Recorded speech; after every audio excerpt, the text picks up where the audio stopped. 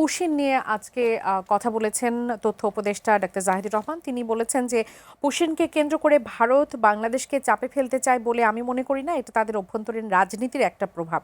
আর পশ্চিমবঙ্গের নতুন সরকার নির্বাচনে ইশতেহারে এটা ছিল, আশা করি এটা ঠিক হয়ে যাবে।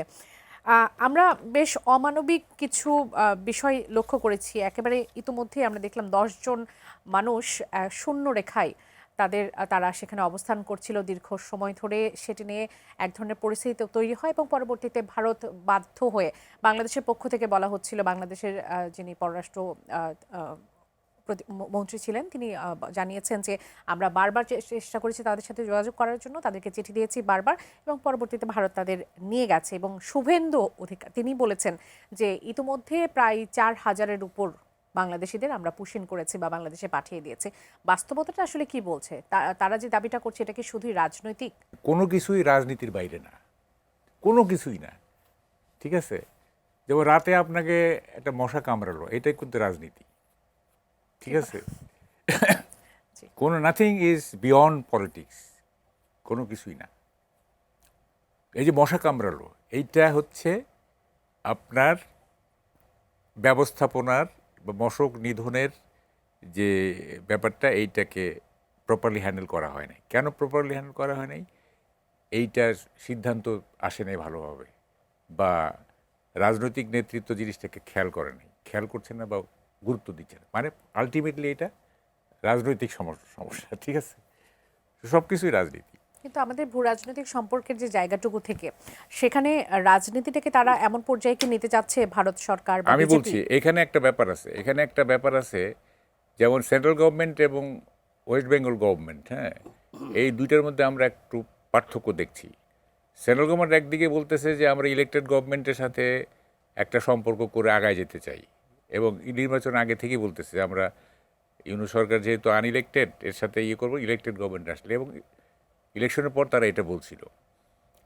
আবার ওয়েস্ট বেঙ্গলে সেন্ট্রাল গভর্নমেন্টও বিজেপি, ওয়েস্ট বেঙ্গলও বিজেপি, কিন্তু আবার এই ওয়েস্ট বেঙ্গলে দেখা যাচ্ছে এমনও হইতে পারে যে এটা সেন্ট্রাল গভর্নমেন্ট উস্কানি আছে।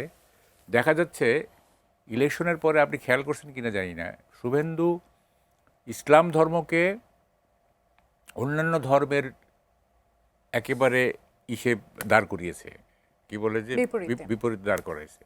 ইসলাম একদিকে, বাকি সব ধর্ম একদিকে, এবং সে বলতেছিল যে মুসলমানরা আমাকে ভোট দেয়নি, বিজেপিকে ভোট দেয়। অর্থাৎ মুসলমানরা হচ্ছে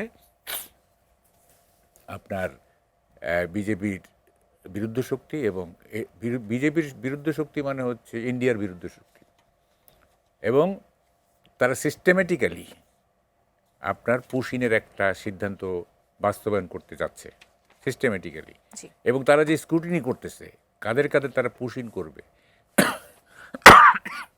সেখানে দেখা যাচ্ছে বাই অ্যান্ড লার্জ সবাই মুসলিম, বাই অ্যান্ড লার্জ, হ্যাঁ, এবং যেসব যুক্তি তারা দিচ্ছে এগুলি লেম এক্সকিউজ, এগুলি খোঁড়া যুক্তি, হ্যাঁ, এগুলির সাথে মানে একটা কিছু বলতে হয় বলে, যেমন আমি একটা যুক্তি প্রায়ই বলি যে এটা কত খোঁড়া আর কি। যেমন ধরেন যে ফ্যামিলি টাইটেল, না, ফ্যামিলি টাইটেল যদি না মিলে তাইলে দেখা যাচ্ছে সে এই কি বলে অনুপ্রবেশকারী। আচ্ছা, কিন্তু ফ্যামিলি টাইটেল তো এক না হইতে পারে। যেমন আমার ক্ষেত্রে যেটা বলি যে আমার বাবার নাম নাইমুদ্দিন মণ্ডল, আমার নাম মাহবুব কামাল, আমার তো মণ্ডল উপাধি নাই। এখন যেহেতু আমার বাবার নামে মণ্ডল উপাধি আছে, আমার ক্ষেত্রে নাই, তাহলে কি আমি আমার ওই বাবার সন্তান না? তাই না?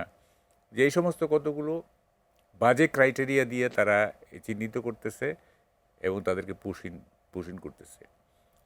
তো যেটা সবচেয়ে ভালো আমি বলবো সেটা হচ্ছে আমাদের বিজেপি সে বিজেপি ঠিকই প্যাট্রিয়টিক তারা রোল করতেছে, স্ট্রং মেজার নিচ্ছে, এবং অনেক ক্ষেত্রে বিজেপির প্রতিরোধের মুখে পুশিন করতে পারছে না।